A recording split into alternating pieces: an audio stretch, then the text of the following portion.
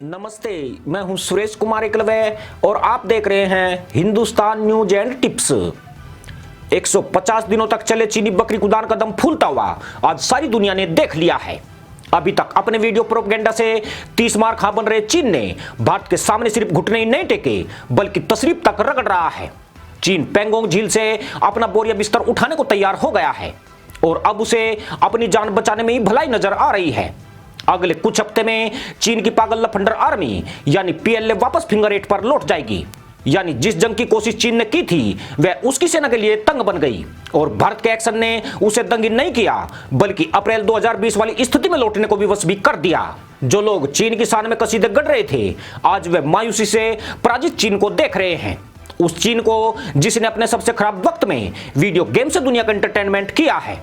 ऐसे video game से भारतीय सेना विचलित होने की बजाय एलएसी पर और ज्यादा आक्रामक हुई है। चीन वीडियो गेम की शूटिंग में व्यस्त था जबकि भारतीय सेना ने हेलमेट टॉप और ब्लैक टॉप पर कब्जा कर लिया, जिसका नतीजा यह हुआ कि चीन का एलएसी सिस्टम मोल्डो कैंप भारतीय सेना के निशाने पर आ गया। इसमें कोई शक शुबा नहीं होना चाहिए कि भारत की यह आक्रामक रणनीति और 30 से ज्यादा चोटियों पर अचानक से नियंत्रण चीन की पराजय का कारण बनी है। इससे भारत के शक्तिशाली होने का नहीं अपितु महाशक्तिशाली होने का आभास होता है। देश के नागरिक गर्व कर सकते हैं कि सचमुच उनका भारत 1962 का नहीं 2020 का भारत है, जो झुकता नहीं बल्कि कमर तोड़ने पर विश्वास करता है। जैसा कि आज चीन पीठ तुड़ाकर वापस भाग रहा है। गलवान घाटी में 15 जून को सैनिकों के बीच हिंसक झड़प के बाद दोनों देशों ने अपने हजारों जवान आमने सामने तैनात कर दिए थे।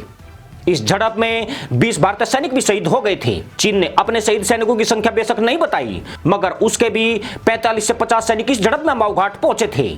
इससे पहले 9 मई को पूर्वी लद्दाख में दोनों देशों के 200 सैनिक आमने सामने आ गए थे। 9 मई को उत्तरी सिक्किम में 150 सैनिकों के बीच भिड़ंत हुई थी। 9 मई को ही लद्दाख में चीन ने एलएसी पर हेलीकॉप्टर भेजे थे और 15 जून को भारत चीन सैनिकों के बीच गलवान में खूनी झड़प से पूरी दुनिया में सनसनी मच गई थी, क्योंकि यह दो परमाणु संपन्न शक्तिशाली देशों के बीच 45 साल के बाद कोई बड़ी घटना थी और यह दक्षिण एशिया में एक बड़े महायुद्ध का संकेत भी माना जा रहा था। खास बात यह है कि दोनों पक्ष द्वारा सेना के पीछे हटाने का सीधा लाभ भारत को ही मिल रहा है, क्योंकि अभी सेना हटाने का कार्य पूर्वी लद्दाख के पेंगोंग लेक एरिया में किया जाएगा, जहां से भारत और चीन प्रतिदिन 30% सैनिक और सैन्य हथियार वापस अप्रैल 2020 वाली स्थिति में लेकर जाएंगे। यानी एक हफ्ते के भीतर यहां हालात पिछले साल की तरह सामान्य हो जाएंगे। भारतीय सेना फिलहाल फिंगर 4 के नजदीक ऊंचाई वाली चोटी पर तैनात है, जबकि चीनी सेना फिंगर 8 से फिंगर 4 के नीचे तैनात है। समझौते के मुताबिक चीनी सेना फिंगर 8 पर वापस लौट जाएगी, जबकि भारतीय सेना फिंगर 2 पर वापस आ जाएगी। फिर यहीं से भारतीय जवान फिंगर 8 तक पेट्रोलिंग करना शुरू करेंगे, जबकि चीन फिंगर 8 से फिंगर 4 तक पेट्रोलिंग टीम भेजेगा। इसमें खास बात यही है कि अभी ब्लैक टॉप और हेलमेट टॉप जैसे एडवांस पोजीशन से भारत ने सेना हटाने से इनकार कर दिया है और भारत ने इन इलाकों पर आगे बातचीत के संकेत देकर चीन की परेशानी बढ़ाए रखी है। कहा जा रहा है कि भारत इन इलाकों को खाली नहीं करना चाहता है और भारतीय जवानों को यहां स्टेबल करने के लिए इंफ्रास्ट्रक्चर तैयार करने में लगा है। चीन यही चाहता था कि सेना वापसी की शुरुआत इन इलाकों से की जाए, परंतु भारत ने इस मुद्दे को हाशिए पर कर दिया है। अपनी प्राथमिकताओं में फिंगर एरियाज को सबसे ऊपर रखा है। यकीनन हेलमेट टॉप और ब्लैक टॉप से चीन पर बढ़ रहा दबाव उसके झुकने की वजह बनी है और वह भारत की शर्तों पर सैनिकों की वापसी पर सहमत हो गया है। मजे की बात यह है कि 8 दौर की वार्ताओं के लिए खुद चीन ने ही भारत को निमंत्रण भेजे हैं। भारत ने कभी भी इसके लिए चीन को अनुरोध नहीं किया है। यानी भारत किसी अड़िग चट्टान की तरह चीन की छाती पर डटा रहा और उसके दम्भ को अपने हौसलों से चूर चूर करता चला गया। हेलमेट टॉप, ब्लैक टॉप जैसे अहम ठिकानों ने भारत को चीन पर बढ़त दिलाई है, इसलिए इन्हें भारत जल्दी से नहीं छोड़ेगा, बल्कि यहां चीन वाली चाल से चीन को ही पटकनी दी जाती रहेगी। भारत वार्ता की मेज पर जाकर इस मुद्दे पर बात करता रहेगा और यह मसला इसी प्रकार बातचीत में फंसा रह जाएगा। इसलिए यह कहना भी जल्दबाजी होगी कि एलएसी का विवाद पूरी तरह खत्म हो गया है। यह खत्म हो सकता था, परंतु अब भारत इसमें रणनीति के तहत डंगा डाल बैठा है। मतलब साफ है, भारत को जो चाहिए था वह फिंगर का विवाद सुलझाने से उसे हासिल हो गया है। बाकी मुद्दों के लिए बातचीत लगातार चलती रहेगी। चीन भी कहीं ना कहीं इसी रणनीति का इस्तेमाल करता रहा है, पर इस बार दांव पूरी तरह से उल्टा पड़ गया है और ड्रैगन की दुम बंगाल टाइगर के जबड़े के बीच फंस गई है। हालांकि भारत चीन में इस विषय पर बात जरूर हुई है कि तीसरे चरण में पेंगोंग झील एरिया के दक्षिणी तट के साथ साथ चुशुल और रेजांगला के आसपास ऊंचाई वाले इलाकों में अपनी तैनाती वाली जगह सेना को खाली करनी है, मगर इसमें कहीं भी पूर्वी लद्दाख की फिंगर लेक की तरह स्पष्टता नहीं है। यानी भारत यहां कुछ चोटियों को खाली जरूर कर सकता है, पर सहमति पत्र में चोटियों के नाम का कोई उल्लेख नहीं किया गया है। यानी भारत ने चीन को कूटनीतिक जाल में पूरी तरह लपेट दिया है और अपने मन मुताबिक सहमति पत्र तैयार कराया है, जिसमें 3 चरणों में सैनिकों की वापसी का उल्लेख किया गया है।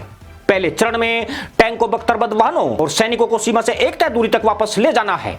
टैंक और सैनिक 1 दिन के अंदर हटाए जाने की सहमति बन गई है, जबकि दूसरे चरण में पैंगोंग लेक के नॉर्दर्न बैंक के पास से दोनों पक्षों को 3 दिन तक लगभग 30% सैनिकों को वापस बुलाना है। इसके बाद भारतीय सैनिक अपनी एडमिनिस्ट्रेटिव धनसिंह पोस्ट के करीब आ जाएंगे और चीन के सैनिक फिंगर 8 की अपनी पहले वाली स्थिति में लौट जाएंगे।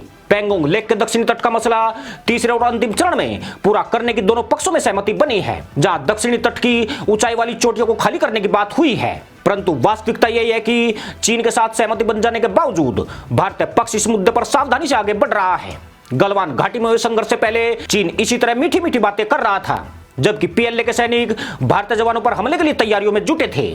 गलवान की घटना के बाद ही चीन के साथ भरोसे में कमी आई है। यही वजह रही कि भारत ने इस एरिया में 60,000 से ज्यादा सैनिक तैनात किए हैं। साथ ही सर्दियों के मौसम में लंबी तैनाती की तैयारी भी कर ली है। इसके अलावा भारत ने डेपसोंग में इंडियन एयरफोर्स को अलर्ट मोड पर रखा है और हेलमेट टॉप ब्लैक टॉप तक आवागमन का मार्ग भी दुरुस्त कर लिया गया है। भारत को आशंका है कि चीन चोट खाया नाग है और वह कभी भी अपना पलटवार कर सकता है। भारत की यह आशंका पूरी तरह निराधार भी नहीं है। चीन ने 20 अक्टूबर 1962 को भारत से युद्ध से पहले इसी तरह भीगी बिल्ली बनकर दिखाया था और भारत के लापरवाह होते ही जंग का ऐलान कर दिया, जिसके लिए भारत बिल्कुल भी तैयार नहीं था। ऐसे में चीन फिर से ऐसी ही कोई चाल चल सकता है, क्योंकि चीनी सेना का मनोबल गिरा हुआ है और वीडियो प्रोपेगेंडा शूट करने में उसकी काफी ऊर्जा व्यय हो चुकी है। अगर चीनी सैनिक इतनी बकरी कुदान के बावजूद वापस लौटते हैं तो यह उनके मुंह पर कालिक पुत जाएगी, जिससे उनके हौसले और अधिक कमजोर पड़ सकते हैं। ऐसे में चीन पर भरोसा अति उत्साही वाली बात होगी। हालांकि भारत और चीन में सेना वापसी की मॉनिटरिंग के लिए एक साझा मैकेनिज्म बनाने की सहमति हुई है। इसमें आपसी बातचीत के साथ निगरानी के लिए अनमैन्ड एरियल व्हीकल यानी यूए का इस्तेमाल भी शामिल है। यूए के द्वारा आसमान से एक दूसरे की सैनिक गतिविधियों की निगरानी की जाएगी। इसका मतलब यह है कि फिलहाल तो भारत फूंक फूंक कर कदम रख रहा है और चीन के सामने ऐसी कोई राह नहीं छोड़ना चाहता जिस पर चलकर चीन उल्टी सीधी हरकत कर सके। परंतु भारत को अपनी ओर से फिर भी पूरी चौकसी बरतनी जरूरी है, इतनी कि चीन कभी भारतीय सीमा की तरफ दृष्टि उठाने तक की भी नहीं सोच सके। इसी के साथ अनुमति दोस्तों, जय जवान, जय किसान, जय हिंद, वंदे मातरम।